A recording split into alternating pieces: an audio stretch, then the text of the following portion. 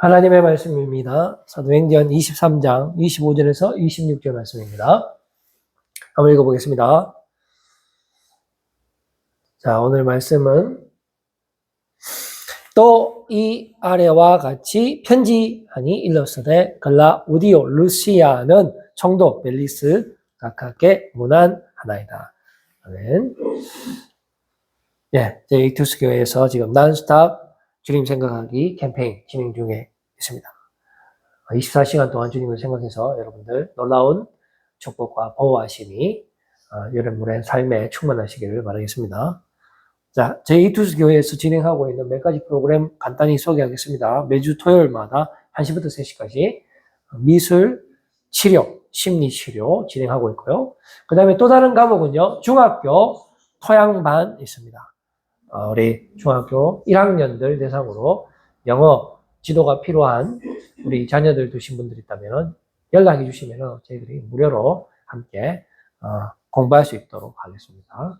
오늘은 난스탑 주님 생각하기 캠페인 5번째 주제는요, 오늘의 주제는 바로 눈동자라는 제목을 가지고 주님 주시는 은혜의 말씀 나누기를 원합니다.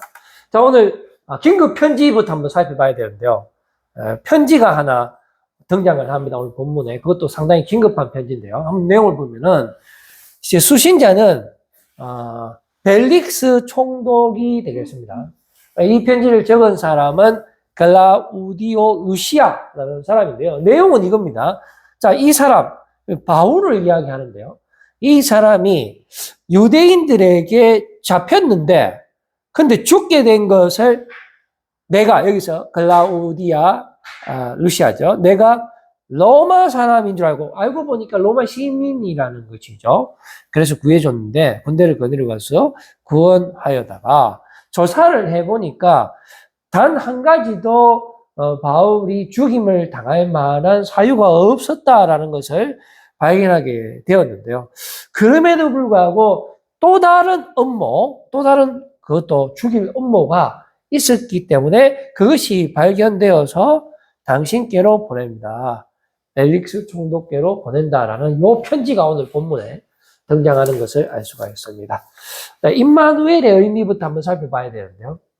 이것은 바로 하나님의 예정된 그 계획과 뜻, 그리고 하나님의 섭리, 이런 모든 하나님의 역사하심, 구속의 역사, 그리고 하나님께서 만물을 창조하시고 통치하시는 이런 일련의 모든 것들을 대명사로 표현을 한다면은 바로 임마누엘이 된다라는 것입니다. 그 뜻은 바로 하나님께서 우리와 함께 하신다. 이 함께 한다의 그 뜻을 가만히 살펴보면은 바로 24시간 함께 해야 의미가 있는 거 아니겠습니까? 하나님께서 잠시 시로 가신다든지 한눈을 파신다. 그러면 그때 강도가 와서 우리를 쳐버리면은 이 임마누엘의 약속이 전혀 의미가 없는 거 아니겠습니까?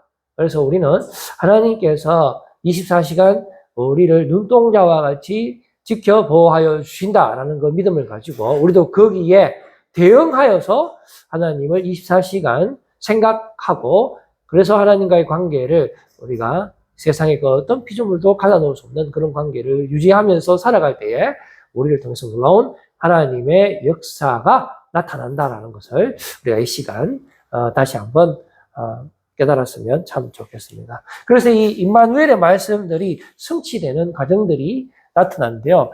이사야 7장 14절 말씀을 보시면은 임마누엘이 등장합니다.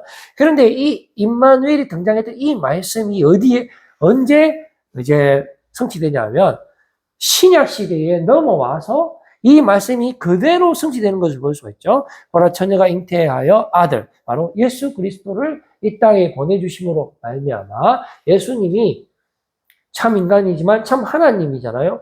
직접 우리와 함께 하기 위해서, 그 임마누엘의 약속을 성취하기 위해서 예수님께서 직접 이 땅에 오신 거잖아요. 바로 이 말씀, 그 번역하니까 하나님이 우리와 함께 계시는데, 이 말씀을 이룩하기 위해서 예수님께서 직접 이 땅에 오셨다라는 말씀입니다. 그러니까 이사야 선지자를 통해서 예언되었던 그 말씀이 예수님께서 이 땅에 오심으로 말미암아 그 약속이 이루어지고 지금도 성령님께서 우리 안에 충만하게 역사하시기 때문에 우리와 함께 하신다라는 그 임마누엘의 하나님은 우리의 하나님이 되신다라는 것입니다. 그런데 여러분, 이 이사야 말씀이 등장할 그 시대 때 그 시대적 상황을 한번 봐야 됩니다. 그때가 언제였냐면요. 그러니까 임마누엘의 말씀을 왜 주셨냐 하면은 이사야 선지자를 통해서 원체 이스라엘 백성들이 하나님을 의지하지 않고 세상을 생각하고 살았기 때문에 그렇습니다. 잠시도 틈을 두지 않고 살았는데요. 그 당시에 초강대국은 지금은 미국이지만은 그 당시에는 아수르였습니다. 그러니까 온통 아수르의 시선이 집중되면서 남유다는 아수르의 편에 쓰고요. 그리고 북이스라엘은 반아수르 동맹을 구축하게 됩니다. 아람과 에돔과 블레셋을 합하여서 이렇게 되고요.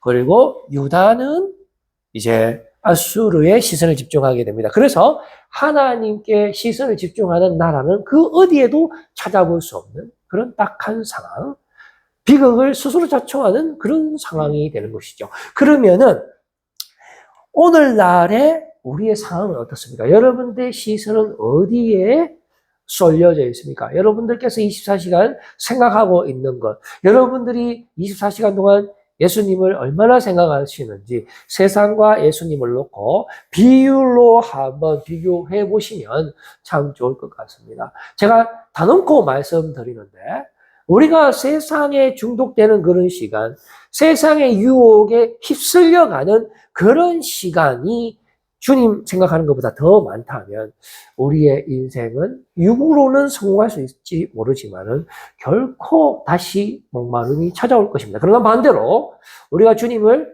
더 많이 생각하면은 비록 우리의 몸은 시들 수 있을지는 몰라도 주의 말씀은 영원하기 때문에 우리는 다시는 목마르지 않고 영원한 생명을 누릴 수 있을 것이다라는 그 단순한 산술의 그 숙명입니다. 산수의 숙명.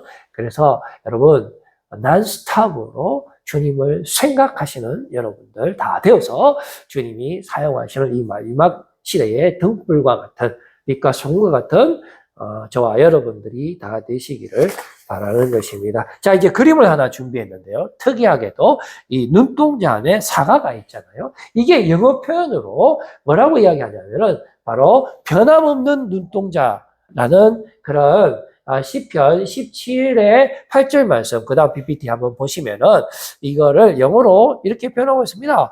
As the apple of the eye. 그러니까 눈에 사과가 있다는 말은 우리 말에 왜 눈에 넣어도 아프지 않다라는 말이 있듯이 바로 우리 주님께서 저와 여러분들을 24시간 관찰하고 또 불꽃 눈동자와 같이 우리를 보호하시고 함께 하신다라는 그 의미를 가지고 있는 것입니다. 그래서 시편 17편 8편에 보면은 나를 눈동자 같이 지키시고 주의 날개 그늘 아래에 감추어 주신다라고 말씀해 주고 있습니다. 이제 우리가 안토니아 요새로 한번 가보겠습니다. 이게 안토니아 요새인데요. 바로 이곳의 총책임자가 오늘 그 긴급 편지의 수신자가 되는 글라우디오 루시아가 되겠습니다. 이 사람의 직위는 천부장입니다. 그러니까 여기 보면 병사가 1000명이 있죠. 이거 뭐 쪼매내서 다 세울 수는 없지만은 일단 1000명의 군사를 거느리고 있는 천부장이고요. 그리고 이제 발신자가 클라우디아 루시아가 되는 거고요. 수신자는 가이사라의 그 본부가 있는 총독이죠. 그러니까 이스라엘 전체를 다스리는 최고의 권력을 가지고 있는 벨릭스가 되는 것입니다. 그리고 이 안토니아 요새는 어디에 있는 거냐? 우리 성전의 지도를 한번 보여주세요. 성전의 지도를 보시면은 여기에 있습니다. 안토니오 요새가. 그러니까 안토니오 요새는 이스라엘 성전에 있으면서 이 이스라엘을 통치하고 이스라엘의 가장 중요한 거점 지역이 바로 이 성전이기 때문에 대부분의 사고는 여기서 나옵니다. 바로 천부장이 이 가장 높은 곳에서 24시간 이렇게 CCTV 보듯이 이렇게 지켜보면서 이스라엘 통제하는 거고요. 여기서 어떤 문제가 생기면은 총독이 있는 저 해변가의 가이사랴에 아까처럼 편지를 써서 정보를 쳐서 보내면서 그런 통치 시스템을 구축했다라는 것을 우리가 알 수가 있습니다. 여기서 우리가 주목해야 될 것은 바로 이방인의 뜰이고 또 요한의 성전의 이스라엘의 뜰, 이게 구분되어 있다라는 것입니다. 이방인이 이 뜰 안에 들어가면 죽습니다. 자, 그게 이스라엘의 법인데요.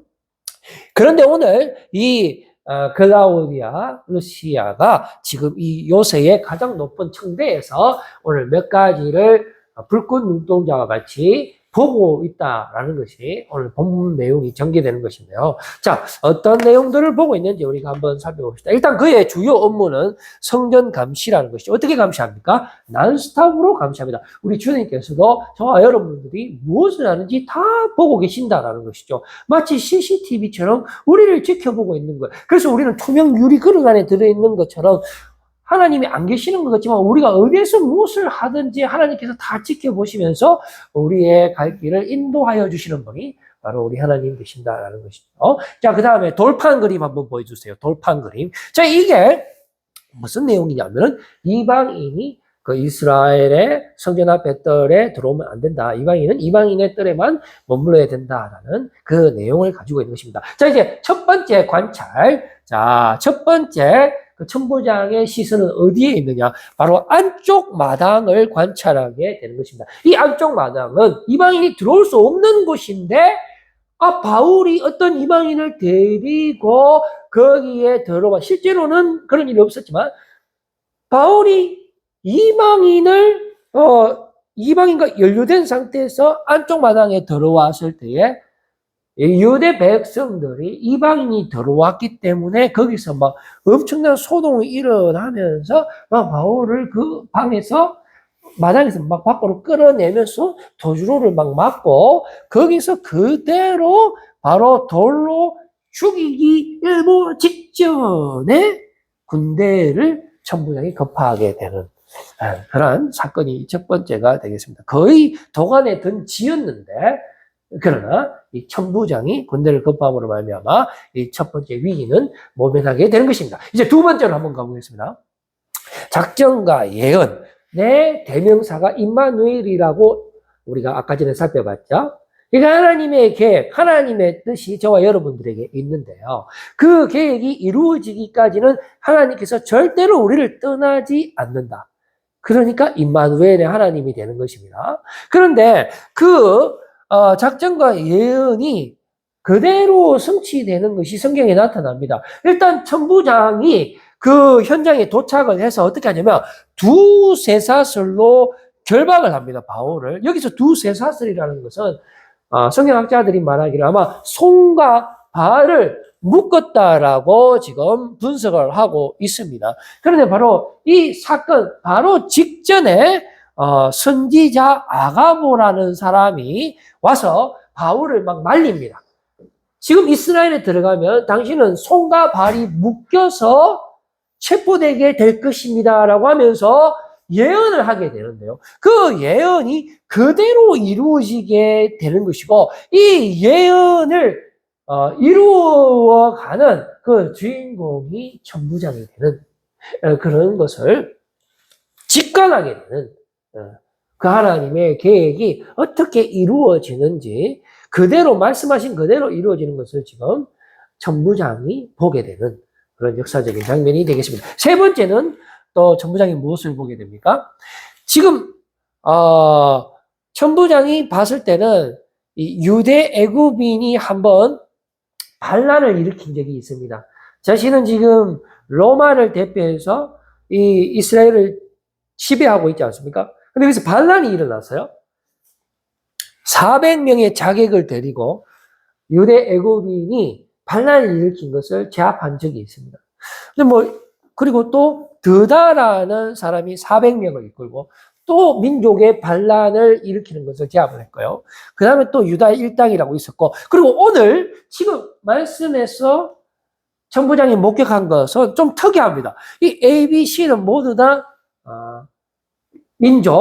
민족의 반항 운동이었다면은 이 D는 그런 것이 아닙니다. 그냥 바울이 상당히 유창한 고대 그리스어로 내가 지금 이 소란에 대해서 좀 변호해도 되겠습니까? 말을 해도 되겠습니까? 라고 그리스어로 이야기하는데 그 당시에 로마 사람들은 라틴어를 사용한 것과 동시에 전 세계 공통어였던 고대 그리스어를 사용하는 것을 상당히 지식층으로 봤거든요. 그런데 바울이 이 고대 그리스어를 사용했다라는 것은 이것은 어떤 반란과는 상관없는 그런 환경이라는 것을 직감하게 된 것입니다.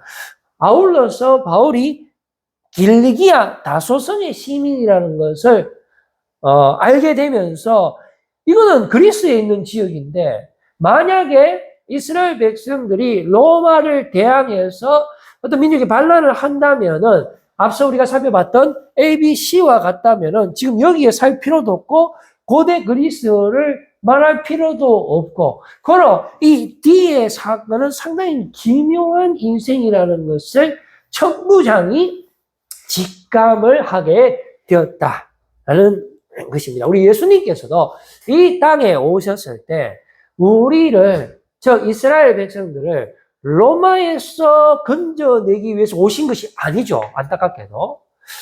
주님께서 우리에게 주시는 것은요, 이 땅에서의 해방과 그런 자유와 구원이 아닙니다. 주님께서 이 땅에 오신 이유는 죄인을 구원하기 위해서 오신 것이고요. 우리를 어둠에서 빛으로 옮기기 위해서 오신 것이고요. 우리의 죄를 사해 주시기 위해서 오신 것이고요. 영원한 생명과 관련되는 것이지 절대로 세상의 나라와 연관되는 것이 아닙니다. 우리 예수님께서는 내 나라는 이 땅에 속한 것이 아니라고 했습니다. 만약에 내 나라가 이 땅에 속한 것이라면 내가 천사들을 명하여 저 로마 세력들을 멸할 것이지만은 내 나라는 이 땅에 속한 것이 아니지만은 나는 이미 승리하였다라고 말씀하신 것처럼 바울이 바로 예수님의 그 생명 운동을 지금 하고 있는 것이에요. 로마인이든 이스라엘 백성이든 어둠에서 빛으로 옮기는 것이고요. 죄에서 예수 그리스도의 보혈로 영원한 생명으로 옮겨주시는 그 복음을 지금 선포하고 있는 것입니다. 우리에게 진정한 자유와 영원한 생명에 관한 이야기를 지금 하고 있다라는 것입니다. 그래서 이제 네 번째로 한번 넘어가 보겠습니다. 안토니아 요새의 가장 높은 곳이 바로 청대인데 그 청대에서 이제 천부장이 바울이 고대 그리스어로 내가 여기서 말 좀 해도 되겠습니까? 라고 했을 때에 허락을 하게 되고 이제 거기서 말을 하게 되는데 그 아까 우리가 안토니아 요새 봤지만 그 높은 곳 있잖아요. 거기서 이제 설교를 하게 되는 장면을 천부장이 보게 되는 것이고요. 거기서 바울이 내가 그 누구보다도 여러분들보다도 더 지독한 유대교 사람이고 내가 가말리엘 문화생이고 내가 율법에 대해서 흠이 없는 사람이고 그런 사람인데 그래서 내가 공문까지 받아서 예수를 따르는 그런 무리들을 처단하기 위해서 다메섹으로 가다가 나가 예수님을 만났다.